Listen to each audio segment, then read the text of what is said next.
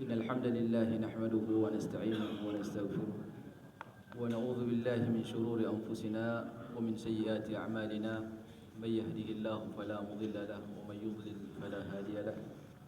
أشهد أن لا إله إلا الله وأشهد أن محمدا عبده ورسوله وخليله وصفيه لا نبي ولا رسول بعده. اللهم علمنا ما ينفعنا وانفعنا بما علمتنا وارزقنا علما. رب اشرح لي صدري ويسر لي أمري واحلل عقدة من لساني يفقهوا قولي ثم أما بعد. Puji syukur alhamdulillah, pada pagi hari ini kita masih diizinkan dan ditakdirkan Allah Subhanahu wa taala bisa hadir di rumah Allah melaksanakan satu ibadah yang mulia, salat berjamaah. Kemudian kita diizinkan untuk bisa bertafaqquh fiddin, membersamai kitab Sahih Al-Bukhari. Insyaallah kita pada kesempatan ini akan melanjutkan pada hadis yang ke-33.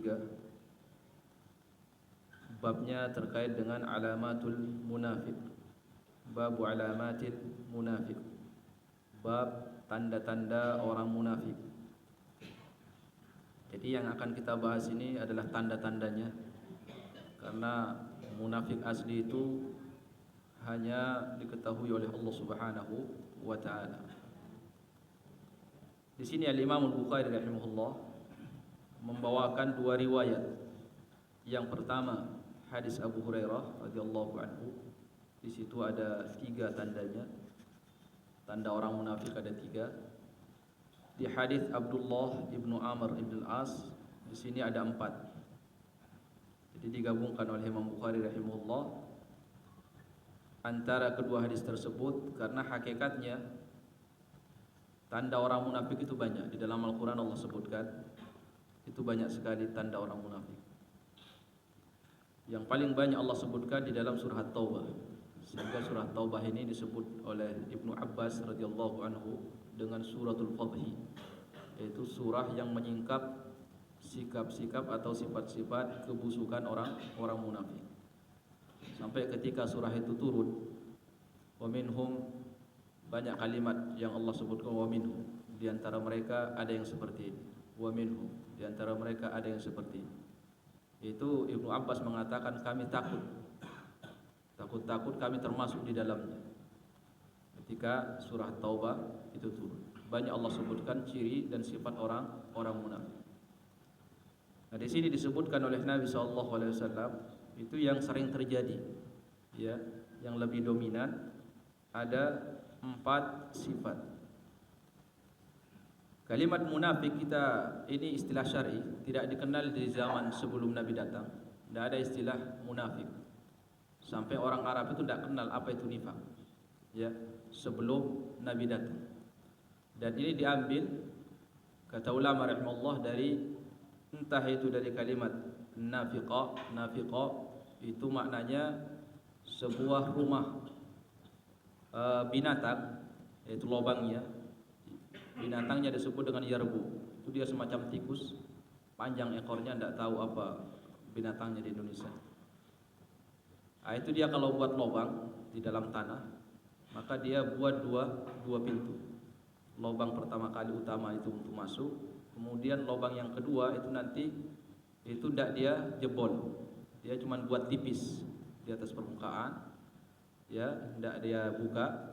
Suatu saat kalau dia dikejar jadi pangsa oleh binatang yang lain, dia akan lari akan sembunyi masuk lewat pintu utama, sehingga yang ngejarin nanti nunggu di luar. Sementara dia sudah ada pintu lain, yaitu pintu belakang, yang di awalnya tidak dia jebol. Ketika nanti dalam keadaan panik, dia akan tinggal didorong dengan kepalanya sudah jebol, sehingga dia melarikan diri. Sementara mangsanya ini yang nunggu dia di pintu utama, nunggu kok tidak keluar. Kita ternyata sudah ditipu. Jadi inti daripada nifak itu adalah sebuah kebohongan. Nifak itu sebuah kebohongan. Sehingga istilah munafik itu tidak ada di zaman umat sebelum kita. Bahkan para sahabat radhiyallahu anhum sebelum Islam datang, di bangsa Quraisy sendiri Itu tidak ada ayat yang turun tentang nifak itu di Mekah, tidak ada. Adanya ketika Rasulullah hijrah ke Madinah. Jadi nifak ini itu kebohongan, itu mereka pelajari dari mana? Dari ahli kitab.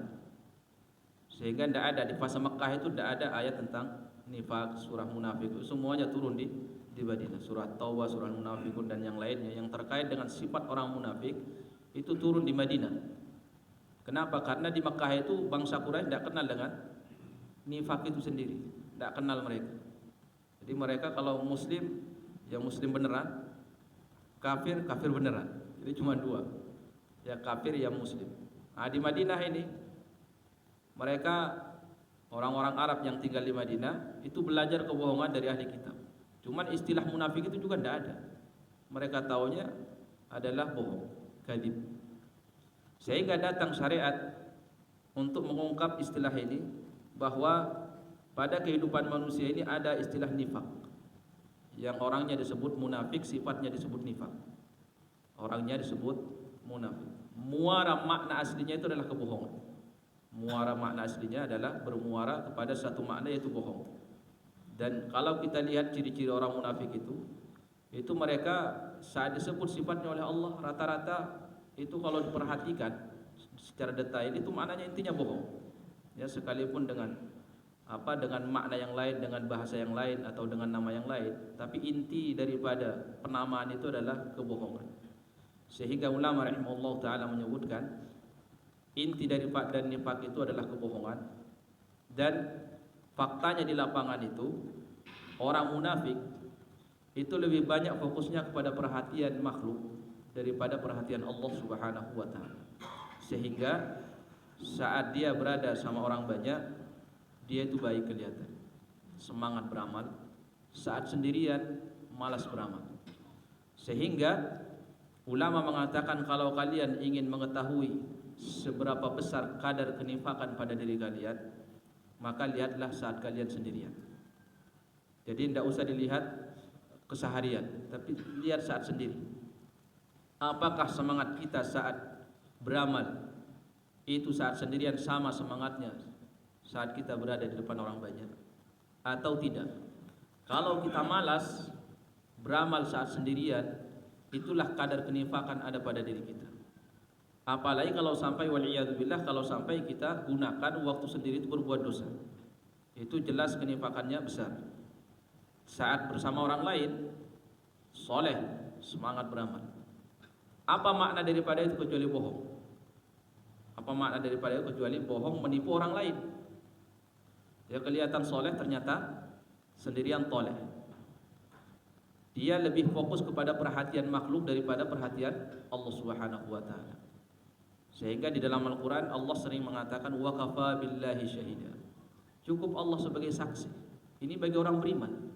Orang beriman itu harus belajar. Ketika dia beramal soleh, tidak perlu dilihat sama orang. Yang penting Allah menyaksikan amalan kamu soleh, selesai. Sekalipun tidak ada orang tahu, atau orang mengatakan perbuatan kamu tidak benar, kalau kita punya hujjah di hadapan Allah, ini amalan soleh, itu aman. Karena yang ngasih pahala pada hari kiamat Allah. Sekalipun orang mengatakan, oh kamu bukan orang baik, wa kafa billahi syahida. Cukup Allah yang jadi saksi. Kesaksianmu itu palsu, tidak akan menjadi penentu nasib saya hari kiamat. Wa qul i'malu fasayarallahu amalakum wa rasuluhu wal mu'minun. Dan kita juga diajar oleh Allah saat beriman, saat beramal, usahakan yang penting Allah yang melihat. Ada orang yang tidak melihat, itu bagi kita tidak ada masalah. Yang penting Allah melihat, karena Allah yang akan mengasih pahala hari kiamat, bukan makhluk, tapi Allah Subhanahu wa taala. Sehingga fokus kita, fokusnya orang beriman itu adalah bagaimana amalannya dilihat oleh Allah. Tapi orang munafik tidak. Bagaimana orang lain melihat. Sehingga dalam bab solat 5 waktu, orang munafik itu ada 2 solat yang berat dia laksanakan. Ya, apa itu? Solat apa? Solat subuh, 2 solat isya. Kenapa? Bukankah solat subuh itu enak, adem, tidak panas? Malah berat. Terus solat isya juga sama. Ya, sudah kerja, sudah selesai, rata-rata kan waktu istirahat itu. Ada yang kerja saat pagi-pagi, Masya Allah, terlalu semangat. Sampai Isya juga ada, kayak biasanya ngelembur. Artinya itu waktu-waktu di mana dia kosong, tidak ada kerjaan, kemudian lagi santai. Tapi kenapa dua sholat itu menjadi sholat terberat bagi orang munafik? Apa alasannya? Hah? Nggak ada yang melihat. Ini tidak kelihatan. Kelihatan ya? Sholat Isya tidak kelihatan. Orang kalau sholat di sini kelihatan. Nah, antum harus ngasih alasan apa, kenapa? Tidak kelihatan gimana maksudnya? Jalan bersih tidak ada yang lihat.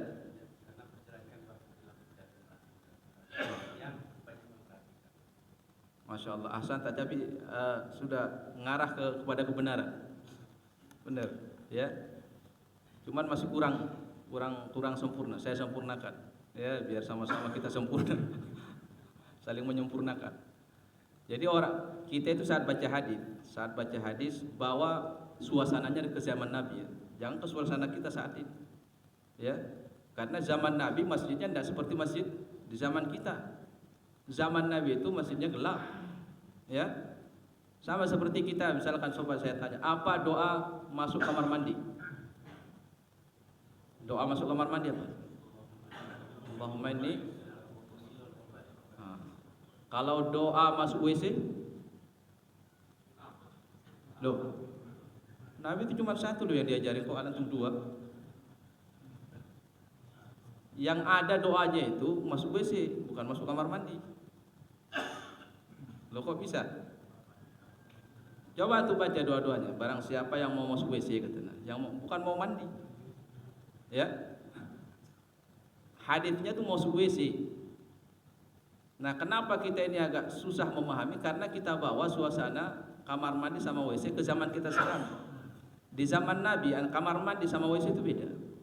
Jadi tidak ada orang yang mandi di kamar, tidak ada yang mandi di WC, tidak ada yang BAB di kamar mandi di zaman Nabi. Jadi kamar mandi itu khusus, namanya hammam. Kalau WC itu namanya mirhad, ya, WC. Jadi jangan salah. Jadi karena di zaman Nabi itu beda, setiap orang yang mau masuk WC diajarkan suruh baca doa, Allahumma inni a'udzubika minal khubuthi wal khaba'ith. Yang mau masuk kamar mandi tidak ada doanya, ya. Nah, sekarang kita ini karena WC sama kamar mandi satu, langsung sekalian satu paket, ya. Bahkan di rumah, kalau dulu mereka di padang pasir. Jadi kita agak bingung, ya, ini pokoknya setiap kali mau masuk ke kamar yang satu itu, mau disebut kamar mandi, iya, kamar WC, iya. Jadi kita baca doa. Jadi kalau kita ini murni mau masuk kamar mandi sekedar untuk mandi, jangan baca doa, tidak ada doanya. Tapi kalau antum mau masuk kamar mandi itu tujuannya untuk BAB, buang air, iya, di situ baru ada doa. Allahumma inni a'udzubika minal khubuthi wal khaba'ith. Gimana Ustaz kalau nanti saya tujuannya mau mandi, tiba-tiba di tengah mandi itu pipis, nah itu beda lagi lah. Itu keluar kaidah itunya. Pokoknya baca doa sebelum masuk WC, kamar mandi, ya. Nah, itu karena kita membawa suasana hadis itu, suasana kita sekarang ini, kondisi kita, sehingga kita bingung. Jadi intinya kalau mau mandi tidak ada doanya, mau BAB ada doanya. Jadi tujuan antum masuk ke situ apa? Karena di zaman Nabi beda, mirhat sama kamar mandi. Sekarang kita disatukan. Nah, di zaman Nabi terkait dengan sholat Isya sama sholat subuh juga sama. Di zaman Rasulullah itu tidak ada lampu. Memang para sahabat dan Nabi juga tidak menganjurkan dikasih lampu di Masjid Nabawi. Ya, biarin dia alami. Kalau sholat maghrib masih terang dengan sinar matahari, kemudian juga sholat asar, begitu apalagi sholat zuhur. Nah, orang-orang munafik sholat itu. Kenapa? Karena cerah kelihatan. Tapi sholat Isya itu sudah mulai gelap, nggak ada yang lihat. Apalagi sholatnya Nabi. Nabi sholat Nabawi di Masjid Nabawi itu jarang sholat di awal waktu. Itu rata-rata setengah 10, terkadang diakhirkan sampai tengah malam, jam 12. Itu Rasulullah. Kalau dibaca hadisnya seperti itu. Nah, sekarang nggak ada masjid yang mengadakan sholat seperti itu. Sehingga di zaman Nabi sholat maghrib itu masih terang Sampai sahabat mengatakan, kami selesai sholat maghrib bersama Nabi, kemudian kami melemparkan anak panah, itu masih kelihatan di mana dia jatuh. Saking apa? Saking terangnya. Nabi sholat di awal waktu, tapi sholat Isya itu sudah gelap, maka disebut al-atama. Di zaman Nabi sholat Isya ini juga disebut dengan sholatul atama, yaitu sholat gelap. Nah, tidak kelihatan. Saat itulah orang munafik tidak mau datang. Kenapa? Tidak ada yang lihat. Dia datang lewat jalan dari rumah, sudah gagah-gagah, nengok kiri kanan, tidak ada yang lihat, gelap. Masuk ke Masjid Nabawi, gelap lagi, kan dalam bangunan, tidak ada penerang. Sholat subuh lebih-lebih lagi. Sholat subuh sama, keluar dari rumah, gelap. Masuk ke masjid, gelap lagi. Sampai para sahabat itu diceritakan, hadisnya di Sahih Bukhari disebutkan, itu sahabat tidak tahu siapa yang di sampingnya kecuali setelah selesai sholat. Jadi mereka itu tidak ngobrol, ya siapa kamu, enggak. Pokoknya mereka datang hanya untuk sholat ke masjid. Sehingga Nabi SAW menyampaikan kabar gembira bagi orang yang banyak berjalan di kegelapan malam. Kata Rasulullah, basyiril masya'ina fi dhulumati bin nuri tabi yaumil qiyamah. Berikan kabar gembira kepada orang-orang yang sering berjalan di kegelapan malam menuju masjid untuk sholat. Dengan apa? Dengan cahaya sempurna hari kiamat. Ini apa? Ngarah kata ulama kedua sholat, yaitu sholat Isya sama sholat maghrib. Sehingga ulama salaf dulu ketika mendengar hadis ini, mereka itu sengaja tidak bawa penerang dari rumah. Padahal kan sudah ada api, kita tinggal buat obor gampang. Tapi tidak ada yang melakukan. Sengaja mereka. Jangan kemudian kita mengatakan, ya mungkin kan zaman tidak ada senter, ya. Zamannya sudah ada api itu sudah ada. Api tinggal buat obor gampang, apa susah? Ya. Tapi tidak ada yang melakukan. Tujuannya apa mereka? Tujuan mereka itu kepingin jalan di waktu sholat Isya dan sholat subuh dalam kegelapan. Supaya apa? Supaya mereka mendapatkan janji Nabi SAW, cahaya sempurna hari kiamat. Nah, kata ulama rahimahullah, kalau kita ada penerang, maka sulit didapatkan kabar gembira itu. Jadi kalau kita mau sepakat ini misalkan, ya gimana kalau kita terang semua, jalan terang, ya padamin. Pas sholat subuh sama sholat padamin semua, masjid dipadamin lampu, kemudian jalan menuju masjid dari rumah kita padamin kalau mau. Karena ulama tabi'in meyakini seperti itu, meyakini bahwa kalau gelap di masjid dan jalan ke masjid, maka akan mendapatkan cahaya sempurna hari kiamat. Jadi orang munafik itu dua sholat itu mereka berat. Karena keluar rumah di masjid, pulang dari ini, tidak ada yang lihat. Bagi mereka berat. Orang yang bersandiwara agamanya berat saat tidak ada yang melihat. Sehingga kesimpulannya kenifakan itu akan kita temukan atau akan bisa kita ukur pada diri kita saat kita sendirian. Tidak ada orang melihat apakah kita semangat atau tidak. Kalau kita ternyata tidak semangat, udah kita bisa mengukur itu sebesar apa kenifakan ada pada diri kita. Karena intinya semuanya bohong. Kita ini bohong sama Allah Subhanahu wa taala, pura-pura sama manusia. Nah, sekarang kita akan melihat hadis yang dibawakan oleh Abdullah bin Amr bin As. Hadis Abu Hurairah tidak kita bacakan karena makna tiga hadis itu, makna tiga sifat itu ada di hadis Abdullah bin Amr. Dan Abu Hurairah radhiyallahu anhu ini beliau mengakui bahwa sahabat yang paling banyak meriwayatkan hadis dari Nabi yaitu Abdullah bin Amr. Cuman yang sampai hadisnya kepada kita itu kebanyakan hadis Abu Hurairah. Kenapa? Karena faktor dakwah dan tempat tinggal. Abdullah bin Amr, beliau ketika di akhir hidupnya dia ikut bapaknya ke Mesir. Saat itu bapaknya Amr bin As jadi gubernur, dia ikut ke Mesir. Jadi dia bawalah ilmunya. Dan di sana masih jarang orang yang belajar ilmu agama. Kemudian di akhir hidupnya dia balik ke kampung halamannya Taif. Dan di Taif itu bukan tempat orang yang belajar ilmu agama. Sedikit orang yang datang untuk belajar ilmu agama di sana. Abu Hurairah setelah dia dari Yaman, kemudian dari Basrah, ujung-ujungnya balik ke Madinah. Akhirnya di Madinah itu sumber ilmu saat itu. Orang berbondong-bondong datang ke Madinah untuk mengambil ilmu. Sehingga Abu Hurairah di situ dia sebarkan ilmunya. Sehingga banyaklah hadisnya sampai kepada kita saat ini. Kalau kita baca hadis itu paling banyak yang sampai kepada kita Abu Hurairah. Abdullah bin Amr sedikit. Padahal kata Abu Hurairah dia paling banyak ilmunya, hadisnya daripada saya. Jadi seorang alim saat dia itu sedikit yang mengambil ilmunya juga akan mati bersama matinya dia. Tapi kalau banyak yang mengambil, maka ilmunya akan tersebar. Ada seorang ulama namanya Ayyub As-Sikhtiyani rahimahullah. Beliau ulama tabi'in dari Basrah. Beliau itu sering jualan kulit, bolak-balik dari Irak ke Madinah. Beliau kalau sambil jualan kulit, itu beliau sambil belajar. Jadi usaha sambil belajar, dagang sambil belajar. Ya. Beliau ketika itu usaha ke Madinah, ya, sambil jualan kulit, pulang dari Madinah dapat hadis yang baru.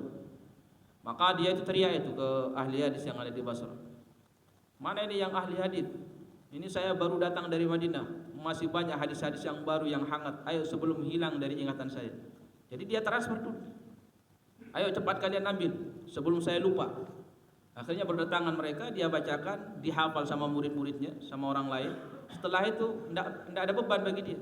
Kalau setelah ilmu itu kita lupakan, setelah disampaikan ke orang, sudah ada yang menyampaikan nanti. Sudah ada stafetnya.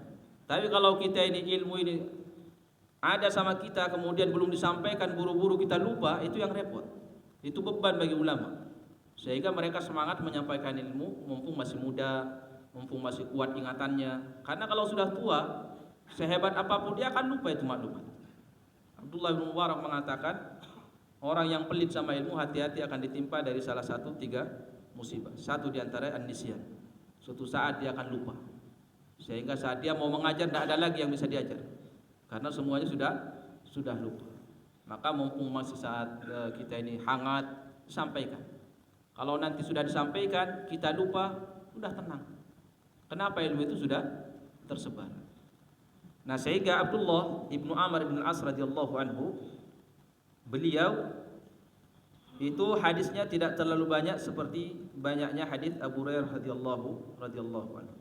Baik, kita dengarkan bersama hadis Nabi sallallahu alaihi wasallam karena kita semua berpotensi untuk memiliki sifat ini. Dari Abdullah bin Amr radhiyallahu anhu, anna an-nabiy sallallahu alaihi wasallam qala, arba'un man kunna fihi kana munafiqan khalisan. Ada 4 perkara, ada 4 sifat. Yang 4 sifat ini apabila ada pada diri seseorang, maka dia menjadi munafik asli. Munafik asli maknanya dia itu aslinya memang munafik dia. Secara i'tiqad. Nifaknya itu nifak dia, i'tiqad sudah ada. Nah, rata-rata orang yang munafik asli itu 4 sifat ini ada pada dia. Jadi kalau nanti 4 sifat ini ada pada diri seorang muslim, tidak boleh kita langsung mengatakan dia munafik keluar dari agama, tidak. Karena nifak i'tiqad itu hanya Allah yang tahu, ya, isi hati. Cuman umumnya mereka seperti itu. 4 sifat. Ini tanda, ya. Antum harus tahu tanda. Namanya tanda itu apa? Kalau antum ngasih alamat kepada orang, mana alamatnya? Tandanya apa? Antum ngasih tanda apa?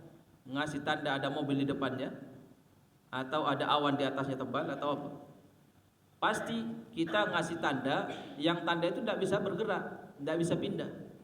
Kalau tanda itu kita kasih tanda yang sifatnya dia bisa pindah, misalkan ada orang nyari rumah kita, alamat rumah kamu di mana? Pokoknya ada mobil di depan, mobil hitam. Tidak lama setelah itu mobilnya dipakai, ya.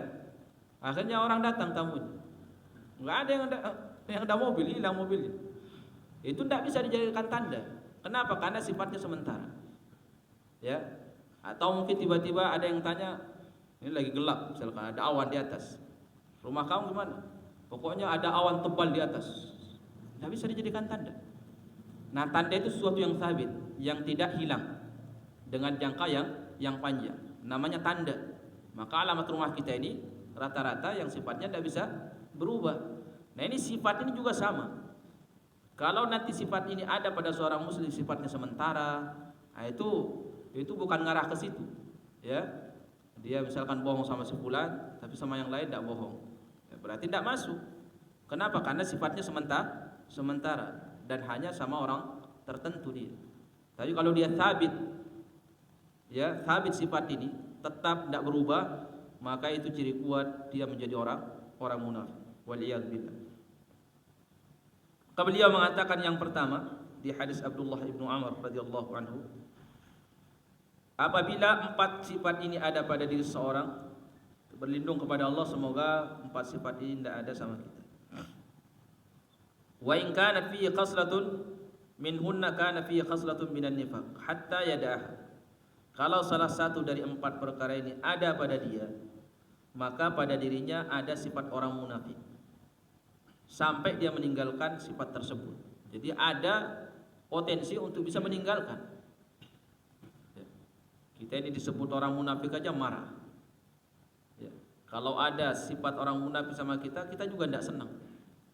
Cuman terkadang kita ini kepingin disebut orang mukmin yang sempurna, cuman tidak punya modal. Ibarat orang miskin minta sama orang lain, dia dianggap orang kaya, sementara tidak punya duit. Ya gimana caranya? Itu namanya orang kepingin kaya tidak punya modal. Ya. Sama kebanyakan orang sekarang kan seperti itu, kepingin dianggap orang baik, tapi dia tidak ada kebaikan pada dirinya. Ya sholat tidak sholat, kepingin dianggap orang baik. Berbagi tidak berbagi, kepingin dianggap orang baik.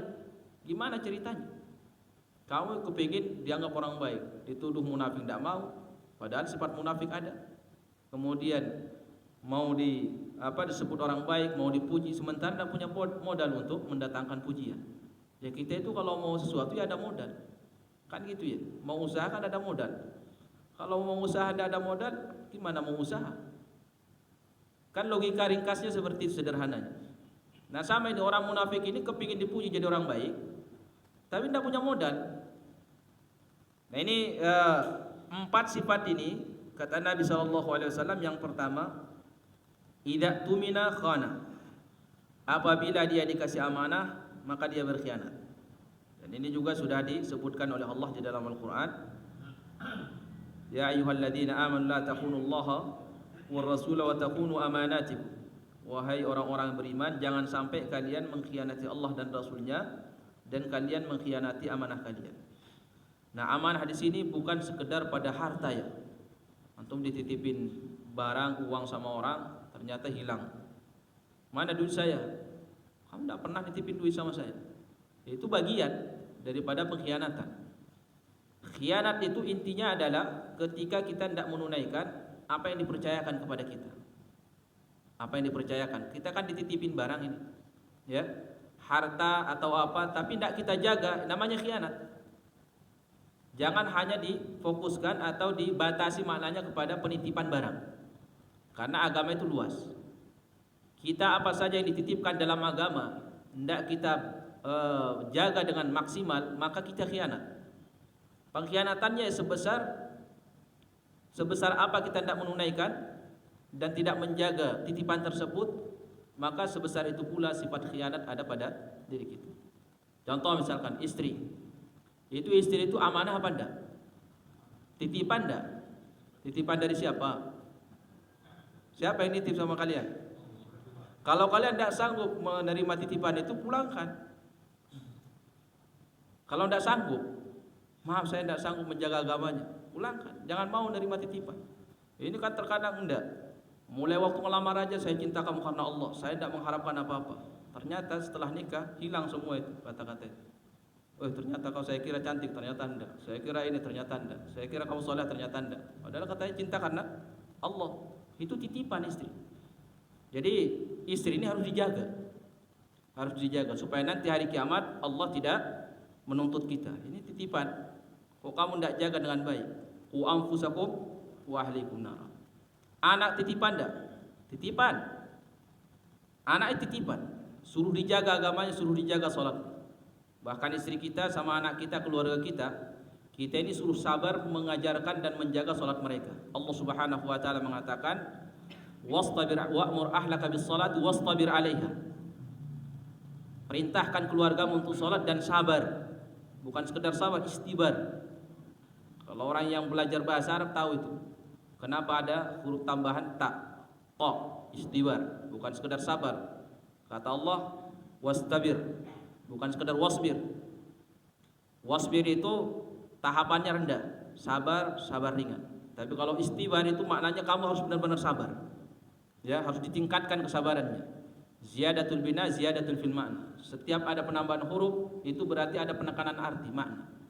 Begitu juga istibar.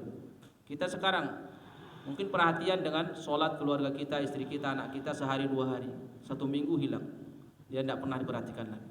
Makanya Allah Subhanahu wa taala memberikan peringatan yang keras, wastabir 'alaiha, suruh bersabar untuk menjaga sholat mereka. Diperintahkan dan sabar. Karena terkadang mereka ini ngeyel, ya, tidak mau menerima dan mendengar apa yang kita sampaikan. Jadi sifatnya amanah. Anggota tubuh kita ini semua amanah. Mata kita ini amanah, titipan dari Allah, bukan milik kita.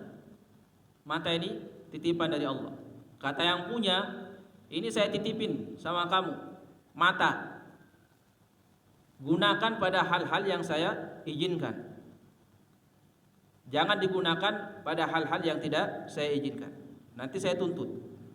Ini motor saya pinjamkan kamu, jangan digunakan untuk buat apa? Jalan-jalan kemana-mana. Jalan untuk ke masjid saja, sholat 5 waktu.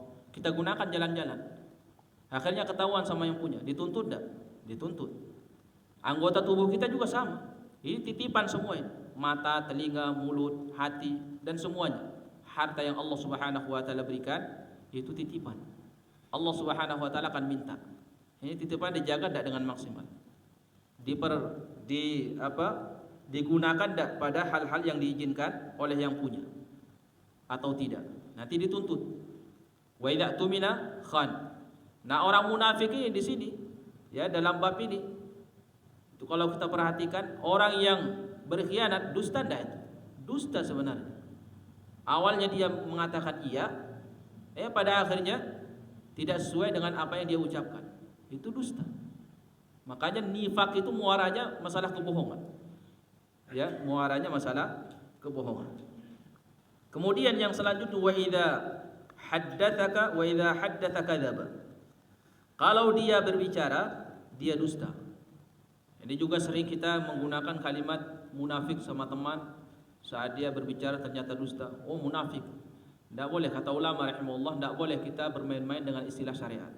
Ya, disematkan, canda, oh munafik, padahal dia canda. Atau dia cuma bohong sekali. Kalau kita bohong sekali, atau dia itu misalkan sama kita sering bohong, tapi sama yang lain tidak bohong dia, berarti tidak boleh dijadikan tanda. Karena tanda itu tadi apa? Dia sesuatu yang menetap. Sama sini bohong, rata-rata bohong. Atau lebih dominan bohong daripada jujur.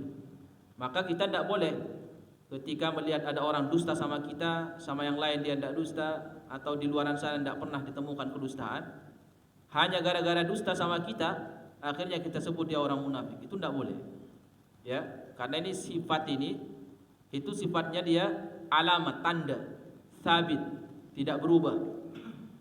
Maka kita ini harus belajar jujur. Ya, as-sidqu. Ya ayyuhalladzina amanu taqullaha wa kunu ma'as shadiqin. Wahai orang-orang beriman, bertakwalah kepada Allah dan selalulah bersama dengan orang yang jujur.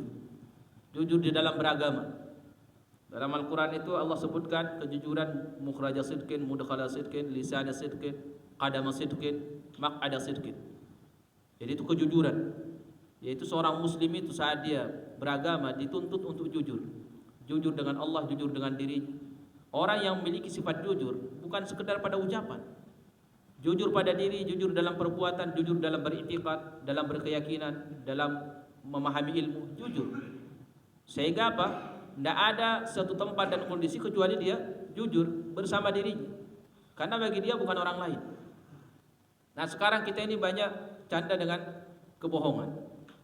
Wah, saya tanya dulu supaya tidak ngantuk ya, karena ya harus sabar kita ini. Antum sabar, saya juga harus sabar kan. Murid sama guru harus sama-sama sabar. Dalam Al-Quran Allah menyebutkan wa ja'alna ba'dakum li ba'din fitnatan atasbirun. Sebagian kalian saya jadikan sebagai ujian bagi yang lain, kata Allah. Apakah kalian mau sabar? Saya ujian bagi kalian, bagi antum ujian bagi saya. Artinya apa? Antum sengantuk-ngantuk antum tidak boleh pulang sampai selesai saya berceramah. Ya ujian, siapa yang nyuruh hadir? Datang di sini tidak boleh pulang. Orang yang meninggalkan majlis tanpa uzur itu orang yang berpaling dari Allah, kata Nabi. Ya, ingat antum. Jangan sampai antum kalau tidak mau hadir ya jangan sholat subuh sini. Kalau sudah hadir ke sini gimana? Nah, itu kan berarti bohong jadinya. Jadi ini kenain nanti. Ya, tidak jujur sama diri sendiri. Muslim tapi tidak mau ilmu, berarti kan tidak jujur. Nah, serba salah. Ya. Kemudian saya juga harus sabar dengan antum. Sekalipun saya mungkin sudah capek ini, ya tidak boleh keluar sebelum selesai waktunya. Sambil sama-sama nunggu kita. Siapa yang buat waktu? Siapa yang netapin waktunya? Ya sama-sama sabar ya. Guru itu tidak selamanya dia itu senang dengan muridnya, tapi dia sabar. Karena kalau mau mencari murid sesuai dengan keinginan kita, mungkin tidak ada. Begitu juga antum. Tidak boleh milih-milih guru. Maksudnya saya mau cari guru yang seperti ini. Semua yang antum inginkan terpenuhi, itu tidak ada. Ujung-ujungnya tidak belajar. Jadi sama-sama kita sabar. Yahya ibn Ma'in ditendang sama Abu Nuaim gara-gara diuji sama Syekh. Ditendang sama dia, terjatuh dia. Kata Imam Ahmad, gimana, sakit tidak? Ya, seperti ini saya inginkan. Belajar harus capek, sakit gitu. Jangan sampai kita ini belajar karena santai. Baik, saya tanyakan ya, saya tanya antum. Apa hukumnya berbohong? Hah? Loh, kok enggak jawab? Jawab, Pak. Hah? Dosa apa haram? Haram. Apa hukumnya berbohong sama orang dewasa? Haram. Kalau bohong sama anak kecil apa hukumnya? Sama ya? Sama. Tapi bohong saat serius apa hukumnya? Saat kita ngomong serius bohong apa hukumnya? Hah? Ada bohong serius, bohong canda? Ada. Apa hukumnya saat kita bohong dalam keadaan serius? Haram apa boleh? Haram. Sekarang bohong karena canda, boleh enggak? Mana yang lebih haram? Lebih haram canda. Di dalam agama itu ada kaidah. Kapan kebohongan dibolehkan? Saat ada kepentingan dan darurat. Ya. Jadi saat ada kepentingan dan darurat. Makanya salah satunya di medan perang. Ada kepentingan besar, masalah besar. Tapi saat kita berbohong tidak ada alasan, itu dosanya besar. Karena kebohongan sifat orang munafik. Kita terkadang ini menjaga kejujuran sama orang dewasa, sama anak kecil tidak kita jaga.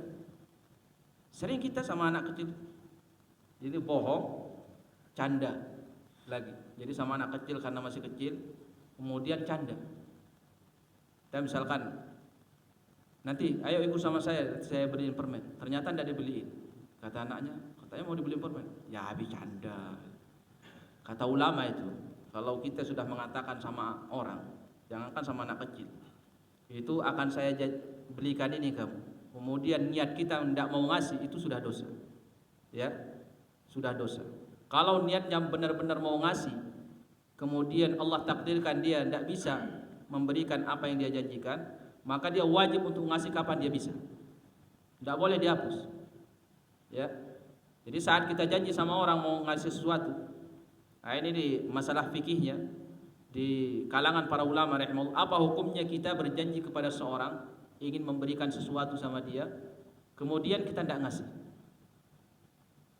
Kalau secara hukum fikih ada namanya akdun ihsan, ya, atau akdu yang sifatnya bukan jazim, bukan lazim, yaitu saat kita berjanji sama orang untuk memberikan sesuatu, apakah dia wajib untuk menunaikan janjinya atau tidak? Ya, sebagian mengatakan tidak wajib. Kenapa? Karena itu mimbabil ihsan. Kita hanya menjanjikan kepada seorang untuk memberi sesuatu. Beda halnya dengan jual beli, jadi hutang, akdun lazim dia. Tapi kalau sekedar janji, sebagian ulama ini mengatakan tidak wajib ditunaikan. Tapi Imam Bukhari mengatakan wajib ditunaikan. Sampai Ibnu Hajar juga mengatakan ini fikih yang benar, bahwa berjanji memberikan sesuatu kepada orang wajib ditunaikan. Kenapa? Karena Allah Subhanahu wa taala mengatakan kabura maqtan 'indallahi an taqulu ma la taf'al. Sungguh besar murka Allah kepada orang yang saat kamu berucap tapi tidak kamu tunaikan. Besar dosanya, murka Allah, dimurkai. Jadi kalau kita janji sama orang mau memberikan hadiah dan ada niat tidak menunaikan, dosanya itu sudah ada. Jadi wajib ditunaikan. Kalau ternyata kita tidak punya kemampuan, maka tidak apa-apa kita tunda sampai kita punya kemampuan. Sampai sama anak kecil. Sama anak kecil. Kita tidak boleh main-main. Bahkan ulama mengatakan kamu dusta sama orang besar, itu lebih ringan dosanya daripada dusta sama anak kecil. Kenapa? Mungkin orang bertanya, kenapa? Sementara kita ini tidak mau dusta sama orang besar, dewasa. Sama anak kecil hal yang biasa. Kata ulama rahimahullah, dusta sama orang besar itu sudah menjadi fitrah. Artinya fitrah orang besar itu sudah rusak kebanyakan. Tapi anak yang kecil itu masih fitrah, masih murni, tidak kenal dia dengan kebohongan. Sehingga ketika kita bohong sama anak kecil, sama halnya kita merusak fitrah dia. Sehingga kebohongan ini, kita ini tahu bohong dari mana? Dari orang sekitar kita. Kita ini dilahirkan oleh Allah Subhanahu wa taala ke dunia punya sifat amanah, semua jujur, tidak kenal dengan kebohongan. Jadi yang mengajarkan bohong itu setan dan orang sekitar kita. Sehingga kalau anak kecil masih kecil kita sering berbuat bohong, itu hakikatnya sudah kita rusak fitrah dia dari kecil. Di dalam Musnad Imam Ahmad di hadis Abdullah bin Amr, Nabi mengatakan seperti ini. Barang siapa yang mengatakan kepada anak kecil, sini saya kasih sesuatu, tapi dia tidak ngasih, dia itu sudah disebut kadzbah, ya sudah dusta.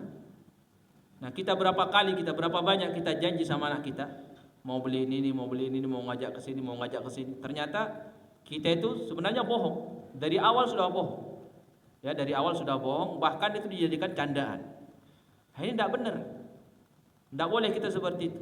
Bahkan di dalam mimpi pun itu Nabi mengatakan, diriwayatkan oleh Imam Bukhari rahimahullah, muttafaqun alaih hadisnya. Barang siapa yang berdusta di dalam mimpi, dia menceritakan kepada orang lain sesuatu yang tidak ada di dalam mimpinya, maka hari kiamat dia akan diperintahkan oleh Allah untuk apa? Untuk mengikat dua gandum. Kata Nabi, sementara dia tidak akan sanggup.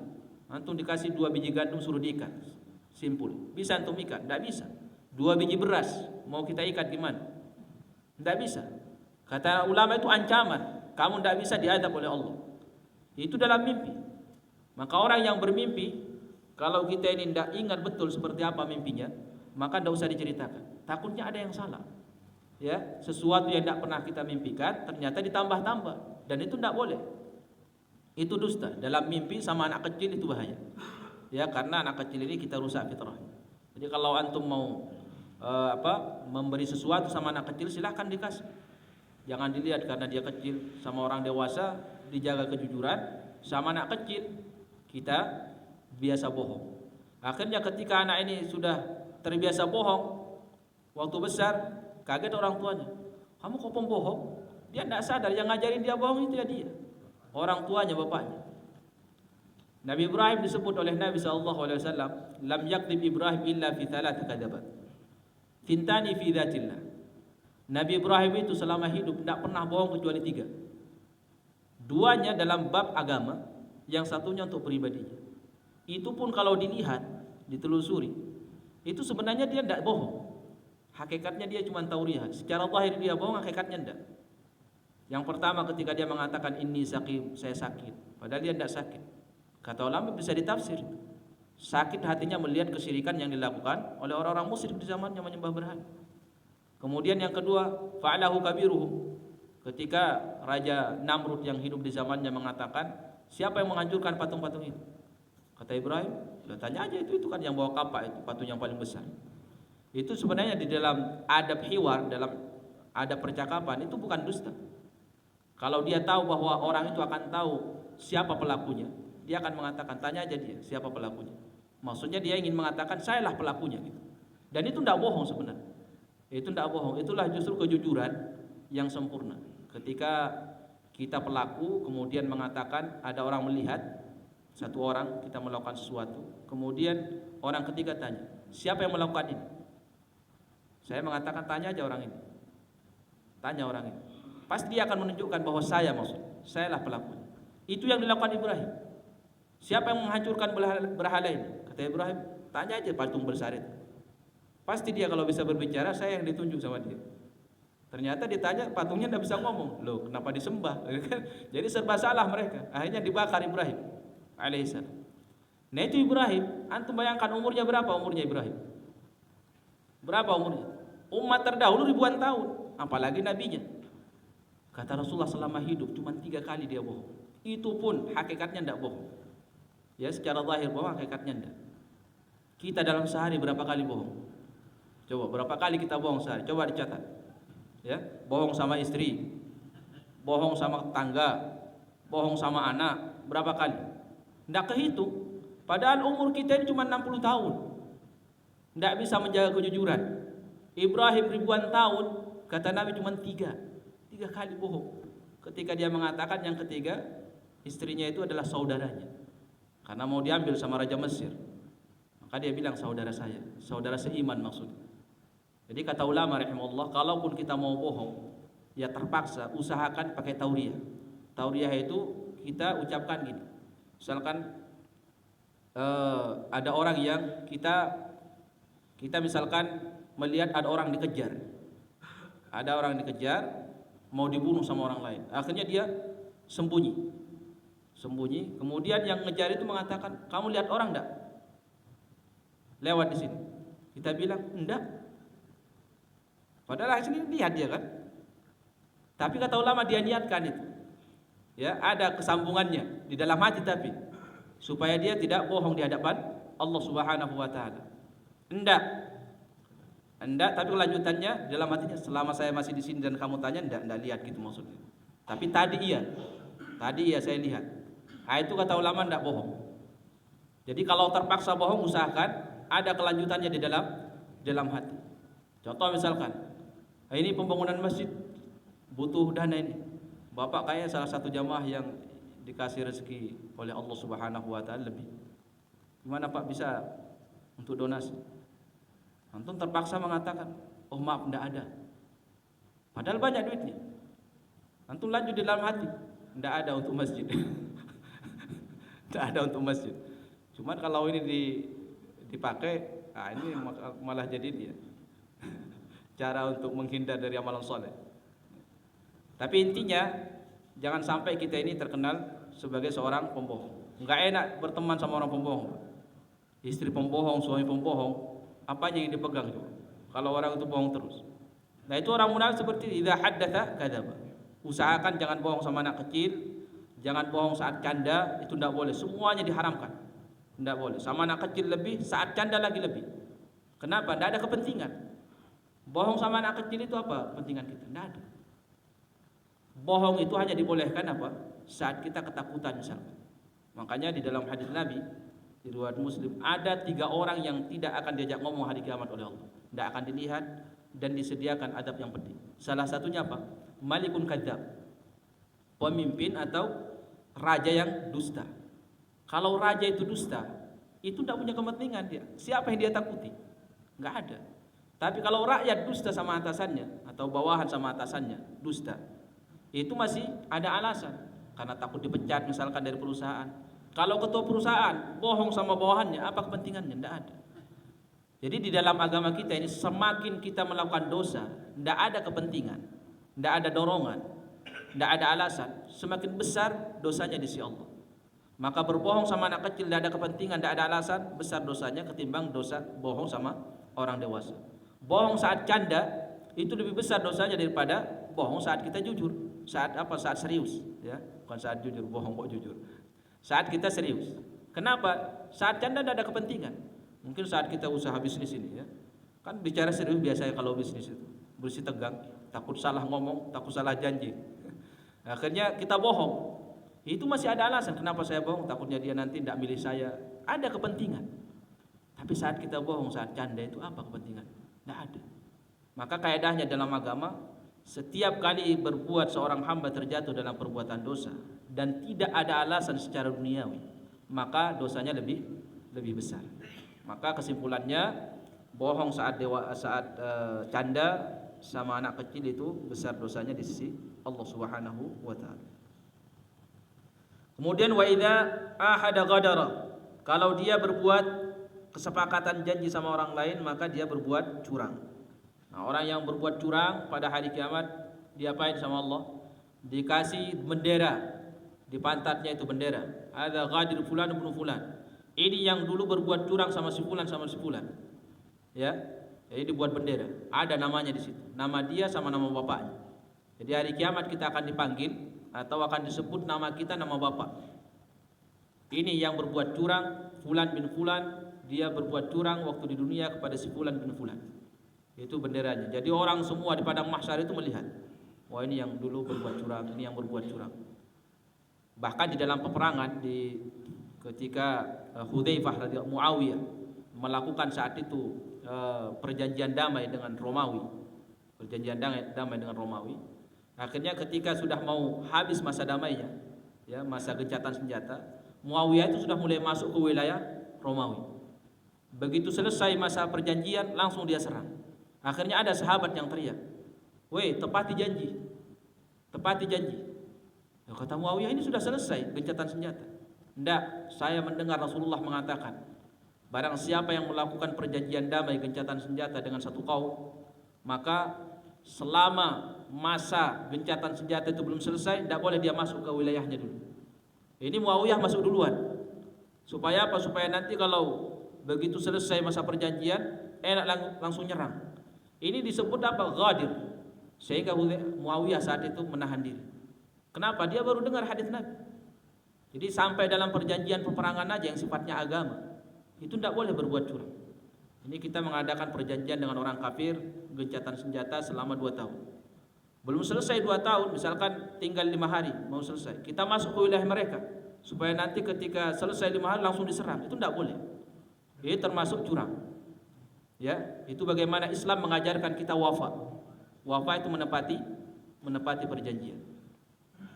Nah, yang keempat ini, wa idza khasama ghadar, wa idza khasama fajar. Kalau tengkar sama orang lain, dia tengkar sama orang lain, orang munafik, fajar. Berbuat fajir dia.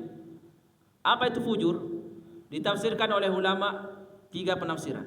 Maknanya fajir ini tidak keluar dari 3 ini. Ketika tengkar sama orang lain, masalahnya masalah harta, si A sama si fulan tengkar masalah harta, utang tidak bayar misalkan. Akhirnya tengkar. Nah ini si A ini atau salah satunya mengatakan, akhirnya diejain atau dihabisin, sebutkanlah istrinya lagi mana, kemudian anaknya lagi mana, kemudian ininya. Artinya dia itu keluar dari tema inti dia tengkar itu apa sebenarnya. Kalau tengkarnya masalah harta, ya harta dibahas, jangan merembet kemana-mana. Kalau orang itu merembet kemana-mana, sementara inti masalah yang membuat dia tengkar itu ada satu titik, tapi dia melebar, ini namanya fujur. Tidak boleh saat kita tengkar sama orang lain kemudian kita melebar kemana-mana. Ya, selesaikan masalahnya, yang menjadi titik membuat kita tengkar itu apa. Kalau kita melebar, sebutlah keturunannya, kamu dasar orang ini, memang ini, jarang ini, semuanya disebut. Padahal inti masalahnya apa? Ketersinggungan masalah kalimat misalkan, ketersinggungan masalah ini. Selesaikan di situ, di titik itu, jangan melebar. Itu nanti fujur. Nah kita banyak saat tengkar melebar kemana-mana. Saat tengkar sama orang, melebar ke sukunya lah, keturunannya lah, kemudian ekonominya lah, rumahnya lah, semuanya cacatnya disebut. Ini idza khasama fajar. Kalau tengkar, dia fujur, merembet kemana-mana, diperlebar. Ini sifat orang munafik. Kalau tengkar sama orang, selesaikan apa masalahnya, selesai. Jangan melebar kemana-mana. Ya. Atau yang kedua, kata ulama rahimahullah, juga masuk di dalamnya, ketika tengkar kita tidak mengakui haknya, atau kita ngaku bahwa kita punya hak sama dia padahal tidak. Dia punya hak sama kita, tidak kita tunaikan. Misalkan, kamu belum bayar utang, enggak, kamu sudah bayar semuanya, selesai. Karena tengkar. Ini tidak boleh. Hak orang lain ada sama kita, hanya gara-gara tengkar akhirnya kita tidak mengakui. Ini jamnya mati, Pak ya.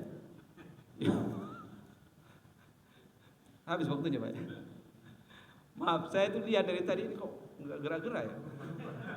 Bener, ini jam ini. Nah, ini jamnya bohong apa enggak ini? Nah, ini jamnya ini. Ada sifat munafik di jamnya. Bener. Subhanallah. Dah habis waktunya. Barakallahu fikum. Afwan ya, saya enggak tahu. Ya, afwan. Ini kayaknya sudah ada yang mau pulang, cuma dengar tadi yang pulang dari majelis berpaling dari Allah itu mikir-mikir mau pulang juga. Saya mohon maaf, saya tidak tahu. Saya patokannya ke jam. Nah, memang saat ini kita ini di monitor sama jam semuanya. Jam yang nyawa kita ini jam. Baik, barakallahu fikum. Semoga Allah berkahi dan ilmu yang Nabi sampaikan bisa kita amalkan insyaallah. Baik, saya kira tidak ada pertanyaan ya. Kalau ada pertanyaan silakan 1-2 pertanyaan saja. Mau pertanyaan terkait dengan kebohongan? Ya. Waalaikumsalam warahmatullahi wabarakatuh. Kadang kita sholat di rumah dalam kesendirian itu kadang-kadang tidak lengkap atau sempurna misalnya sholat di masjid. Karena keadaannya bukan karena banyak orang melihat ini, tapi suasana yang mendukung antara sholat di rumah sama sholat di masjid. Sholat di rumah misalnya sholat rawatibnya agak berat ketika sholat di rumah. Tapi pas di masjid begitu bersemangat. Nah, apakah itu juga termasuk tanda-tanda kemunafikan? Hanya karena suasana nyaman di masjid. Nah, jazakumullah khairan. Lingkungan itu sebenarnya di dalam agama juga muktabar ya. Artinya memiliki peranan penting. Jadi bi'ah atau lingkungan. Makanya kalau antum pernah dengar kisah ada orang yang membunuh 99 orang, suruh kemana dia sama orang alim itu? Suruh ke sebuah tempat, di situ ada orang soleh, artinya bi'ah dia, yang akan mendukung dia untuk berbuat taat kepada Allah Subhanahu wa taala. Nah, di masjid juga terkadang itu suasana. Kalau di rumah ada suasana di mana kita ini terkadang tidak khusyuk ya. Kalau di masjid kita khusyuk. Cuman pertanyaannya ini bukan masalah suasana. Kalau suasana dibenarkan di dalam agama bahwa seseorang muslim itu kalau dia di sini tidak khusyuk ya pindah ke tempat yang lain. Nah, cuman khusyuknya ini karena apa? Terkadang kita ini merasa khusyuk ternyata tidak khusyuk. Ini yang bahaya. Contoh misalkan saya itu kalau di Masjid Muhajirin enak, khusyuk. Kenapa? Wangi karpetnya, hijau ininya. Ini sebenarnya bukan khusyuk dia sebenarnya. Dia tenang karena karpet. Banyak orang tidak sadar itu. Dia itu tenang, nyaman karena sholatnya, apa karena karpetnya? Nah, kalau karena karpet, ini berarti hilang sholatnya, tidak ada pahalanya. Jadi harus perhatikan karena sensitif ini, ya rawan. Tidak bisa dia membedakan antara nyamannya, tenangnya dia karena khusyuk atau karena karpetnya. Nah, gitu masalahnya. Makanya di zaman Nabi di zaman Umar bin Khattab radhiyallahu anhu, ketika beliau mau merenovasi Masjid Nabawi, itu kan Masjid Nabawi dari pelepah korma ya. Jadi hujan kehujanan, panas kepanasan. Di zaman Nabi tidak direnov selama 10 tahun. Abu Bakar menjabat 2 tahun tidak pernah direnovasi. Di zaman Umar awalnya tidak direnov, tapi pada akhirnya direnovasi. Akhirnya kata Umar, ini harus kita tutup lagi. Jangan sampai ada sinar matahari masuk dan kalau hujan tidak kehujanan. Akhirnya didatangkan kayu saj namanya. Kata ahli hadis itu kayu jati yang diambil dari India di zaman Umar. Jadi kayu-kayu yang bagus gitu. Itu kata Umar, ada pesan Umar, jangan kasih warna-warni karena itu akan menghilangkan kehusukan orang yang sholat. Nah, gitu.